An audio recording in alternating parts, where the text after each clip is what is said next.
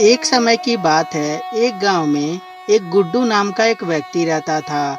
गुड्डू पेशे से एक किसान था। गुड्डू अपनी पत्नी को आवाज लगाकर बोलता है, अजी सुनती हो? मैं खेत पे काम करने जा रहा हूँ, आने में थोड़ा देर हो जाएगी। और यह बोलकर गुड्डू अपने खेत पे जाता है और खेत की खुदाई करना शुरू कर देता है।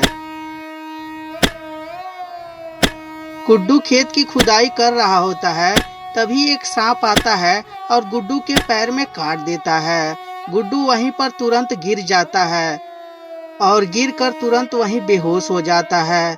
उधर से कोई आता जाता भी नहीं था, इसीलिए गुड्डू पे किसी की निगाह भी नहीं जा रही थी। शाम होने के बाद भी गुड्डू अपने घर नहीं आता।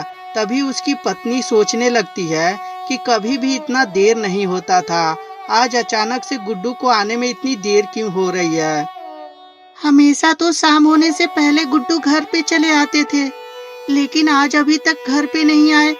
लगता है पुराने वाले खेत पे गए हुए हैं, वो खेत भी बहुत दूर है। और यह सोचकर गुड्डू की पत्नी गुड्डू को ढूंढने नहीं जाती। जब सुबह होती है तो गुड्डू की पत्नी सोचने लगती है कि रात में भी मेरे पति घर पे नहीं आए, क्या बात है। और यह सोचकर गुड्डू की पत्नी खेत की तरफ जाती है।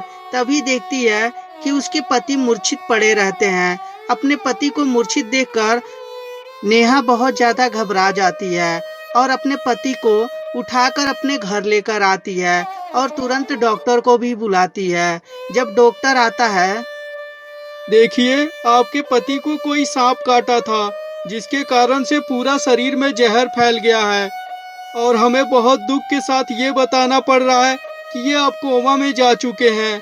इनको कब होश आएगा इसका कोई भी आइडिया नहीं है। और यह बोलकर डॉक्टर वहां से चला जाता है। इधर बेचारी, हे भगवान, ये तुम्हारी कैसी लीला है।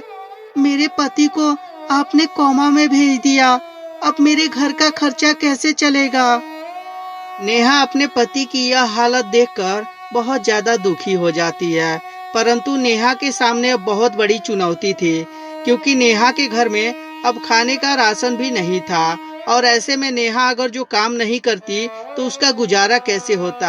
यह सोचकर नेहा अपने खेत पर जाकर खेत की कुड़ाई करना शुरू कर देती है। शुरू में तो नेहा बीच बीच में थक जा रही थी, लेकिन उसे धीरे धीरे काम करते करते आदत सी पड़ जाती है और कुछ दिन में नेहा के फसल बहुत अच्छा होता है। नेहा अपने फसल को देखकर बहुत ज्यादा खुश होती है और वो अपने घर आती है, परंतु देखती है कि उसके पति तो बैठे हुए हैं। अपने पति को बैठा देखकर नेहा बहुत ज्यादा खुश हो जाती है और अपने पति से बोलती है, ओ जी, आपको होश आ गया। आखिरकार भगवान ने हमारी फरियाद सुन ली और देखिए आपको फिर से लौटा दिए। अपनी पत्नी की यह बातें सुनकर गुड्डू बोलता है, नेहा, मैं सच में तुम्हें पाकर बहुत धन्य हुआ, क्योंकि तुमने मेरी इतनी सेवा की। आज जो मैं बैठा हूँ वो तुम्हारी ही बदौलत है। अगर जो तुम मेरा टाइम से सेवा नहीं करती तो पता नहीं मेरे साथ क्या होता। ओ जी, ऐसा क्यों कह रहे हैं? ऐसे भी मैं आपकी पत्नी हूँ और कहते हैं ना कि पति पत्नी दोनों एक दूसरे के साथ अगर जो अच्छे से रहे तो सब कुछ अच्छा होता है। और ऐसे भी मैं क्यों ना आपका सेवा करती, ठहरी आपकी पत्नी, और मेरा आपके दुख में भी और सुख में भी, दोनों में ही साथ निभाने मुझे आता है। और इस तरह नेहा के अब दुख के दिन खत्म हो चुके थे, क्योंकि गुड्डू तो अब सही हो गया था। अब घर के सारे कामकाज को गुड्डू ही संभाल लिया करता था। तो दोस्तों, ये छोटी सी कहानी आपको कैसी लगी हमें कमेंट करके जरूर बताएं।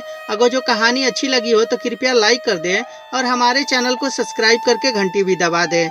और हाँ दोस्तों, अपने दोस्तों के साथ शेयर करना ना भूलें। धन्यवाद दोस्तों।